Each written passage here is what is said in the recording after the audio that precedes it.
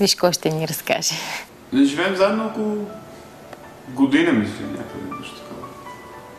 И липсва ми много, като нещо искам да споделя с нея.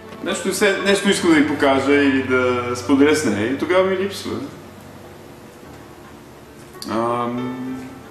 Липсва ми вкусното готвене, много добре готви тя.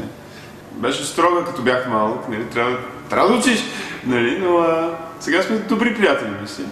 Много се грижи, много се тревожи, като спомням се миналата година, говорихме по скайп и аз си казах, че имах температура, нали, температура имах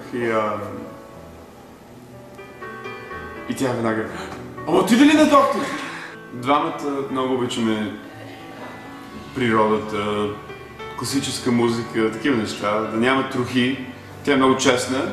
Аз мисля, че от нея съм го взел това също. Тя е перфекционистка и понякога може би пречи това. И не си вярва в себе си много. Тя обича да ходи на планина много. Обича просто да отиде някъде и да се разхожда цял ден. И бих казал, че най-трудният момент е да почина майка и мама си ми, както аз се нарича. Беше много тежко за двамата. Говорим редовно на скайп. Да, ми казва всичко, което и става там, каквото си мисли. Си говорим като приятели.